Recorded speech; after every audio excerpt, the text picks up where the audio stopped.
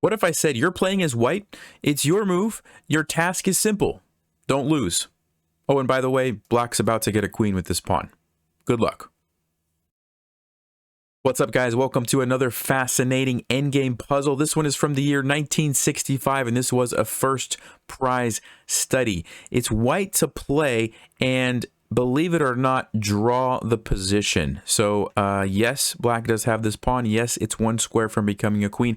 And yes, your bishop cannot stop it currently. However, let's take a look at exactly what we can do to draw this position as white. So if you'd like to pause, what do you think the first move is for white? Well, if you said king to f3, you would be correct. This is the only move for white. Now, king to g3 is actually pretty close.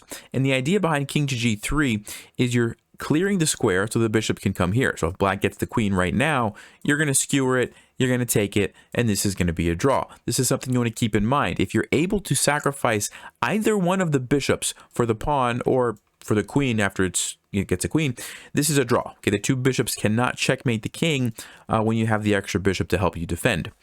So keep that in the back of your mind. However, black does not have to push the pawn right away. They can actually play this move bishop to d4, planning to block you if you go there. So like this, black's going to simply block. So we can play check over here, trying to get a little tricky. And after the king moves, we can go check again. And now we can come back trying to skewer like this. The problem is black, again, is not going to get the queen. They're simply going to take your bishop. And this is a losing endgame. Eventually, they are going to be able to promote it now because you lost your other bishop. Okay, fine. So because of that, going all the way back, king to g3 does not work. We have to play king to f3. Now, if black tries to do this sort of the same trick with bishop to d4, we have bishop to f4 check, and we are finally controlling the square. Black cannot block because we simply take it, right? So we need our king to support that square. Okay, great. So king to f3 looks like a pretty good try for us. But black is extremely clever and plays the move bishop to g2 check. And if we don't take the bishop, like let's just say we try to move here, we're just going to lose our bishop, right? And that's not good. So we have to take it. We have no choice. We need to take it. And now black plays the move king to e3. And what they are doing is taking away the square from our bishop. So they're threatening to get the queen. Remember, we were going to go here before and take it. Now we can't. It would just get captured. So I know what you're thinking. You're thinking that's okay. We just go to the g3, we defend it, right? And everything is good. Wrong, because now black plays the move bishop to d2. And guess what? They've blocked off this diagonal. Like even if we go here with check, they're just going to move. And what are we going to do? They're going to get a queen next move.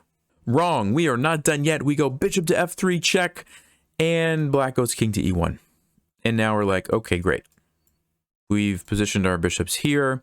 Black's about to get a queen. We can't really get rid of this bishop on this diagonal. If we take it, our bishop's on the wrong color. We can't stop the queen.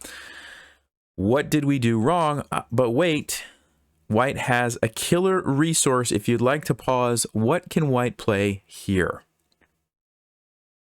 Well, if you had a chance to look at that, white has the absolutely staggering move, bishop to d6. This is the only move in this position that draws the game.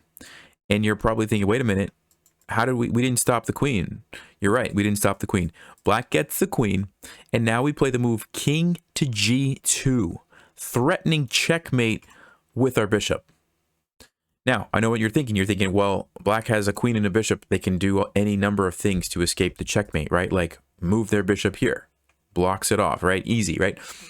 Bishop to b4 check. And look at this. The king is still stuck, and black has to either give up the queen or go back, in which case we will go back and threaten this again. So you can see bishop f4 doesn't work. What about a different bishop move? Trying to create an escape route. Nope. Check again.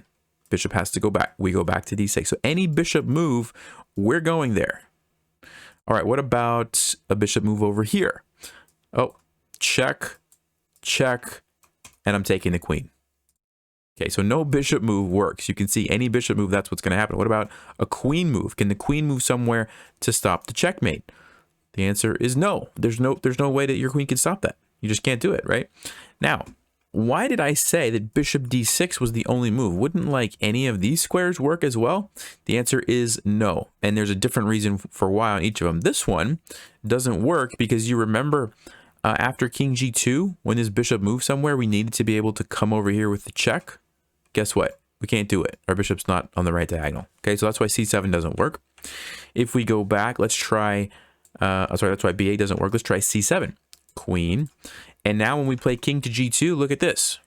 Our bishop's being attacked. Doesn't work. Black simply takes it and wins the game. Okay, so you might be thinking, well, can't we go to e5? This should be fine, right? Queen, king to g2. And now black has the move bishop to f4. And remember, we were planning on coming in this way. Look at that. It's defended by the queen. So we can't. So the only square was d6. Because on d6, black queen can't, take your bishop, has no moves. So fascinating move. Bishop to d6 gets the queen. And after king g2, black has no way to get out of the mating net. The best that they can do would be some sort of perpetual check like this. Or coming over here and allowing us to win the queen like this.